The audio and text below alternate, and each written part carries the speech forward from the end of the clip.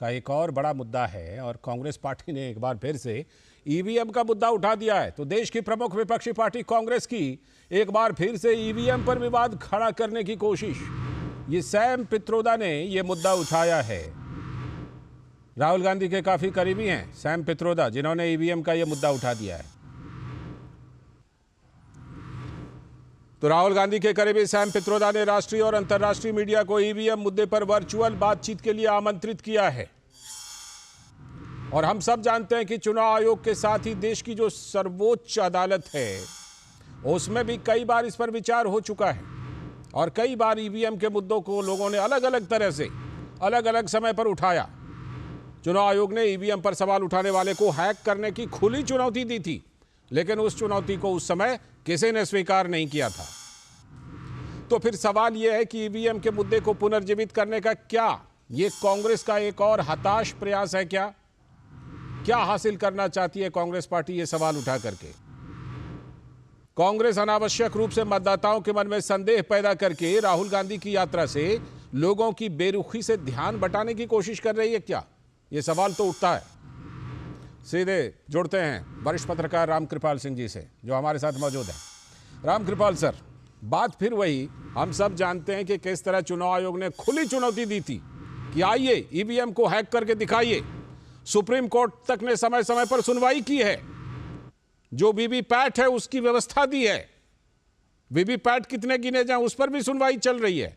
लेकिन जब सैम पित्रोदा जो कहते थे कि हुआ तो हुआ, और जिन्होंने मंदिर पर विवादित बयान हाल में दिया था, वो अब इस पर कॉन्फ्रेंस करना चाहते हैं, क्या कोशिश है रामकृपाल सर? लालचंद जी, अभी अभी हमारे जो कांग्रेस के प्रवक्ता थे जिंदल साहब जी गए। अब टॉपिक आ गया है ईवीएम का।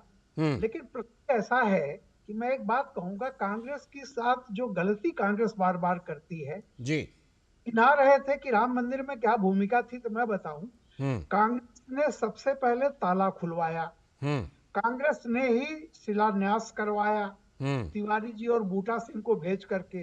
कांग्रेस और राजीव गांधी 89 में अयोध्या गए और उन्होंने कहा कि हम राम राज्य लाएंगे, ये भी कहा जी। ऐसे ही सैम पित्रोदा जो हैं ये राजीव गांधी के साथी थे। हाँ, आपको याद आजकल राहुल गांधी के। हाँ, आजकल याद होगा कि कॉल सेंटर्स और तमाम संचार में तकनीक को लाने वाला जनक कहा जाता है सैम पित्रोदा को। जब कंप्यूटर क्रांति हुई थी तो राजीव गांधी के साथ सैम पित्रोदा ही ब्रेन थे, याद कीजिए। और आज जब उसका एक सबसे विकसित रूप ईवीएम आया, जब उस टेक्नोलॉजी को इस्तेमाल किया जाने लगा, जिसका श्रेय खुद राजीव बहुत गांधी अच्छा आपने जोड़ा है। हाँ। तो आज वही कांग्रेस जैसे राम मंदिर पर पलट करके जब मौका आया उसमें शामिल होने का, तो असम चले गए राहुल जी। ऐसे ही सैम पित्रोदा, जिनको ये श्रेय लेना चाहिए था कि संचार में क्रांति लाने वाले डिजिटल टेक्नोलॉजी, श्रेय लेने के बजाय सवाल उठा रहे हैं। हम इसको आज कोई सवाल उठा रहे हैं। एक और आपसे संक्षिप्त जवाब एक और चाहूंगा जरूर चलते चलते, कि ये बताइए कि ये जो ईवीएम पर सवाल उठता है, जहां जीता वहां ठीक, जहां हारा वहां ईवीएम पर सवाल उठा दिया।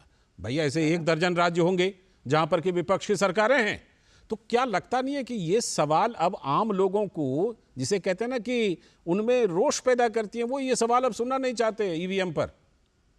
सवाल इस बात का है कि क्या ये ईवीएम मोदी के आने के बाद शुरू हुई है? पहली बात तो ये है कि टेक्नोलॉजी का जो भी है, इलेक्शन कमीशन हमारा है, इतना सब कुछ हुआ है, चैलेंज दिया गया, सारी पार्टियां गई, सारी पार्टियों के प्रतिनिधि वहां रहे, तो सुप्रीम कोर्ट ने जिसमें कोई खोट नहीं पाई है, जब सारी चीजें हो गई हैं, तो मैं बार बार वही कहता हूं, बेमानी सवाल है। हाँ, आज की तारीख में क्या होता है कि आप अपने ही किए धरे को उससे पलट जा रहे हैं। ठीक, चलिए, समय की कमी है फिलहाल। सवाल हो चाहे ईवीएम का सवाल हो जी, दोनों आप देखिए, इनका कंट्रीब्यूशन रहा है इसमें, ठीक है, पूरी तरह से, और अचानक पलट जाते हैं। ठीक है, समय की कमी है। बहुत बहुत शुक्रिया फिलहाल सर जुड़ने के लिए और चर्चा करने के लिए।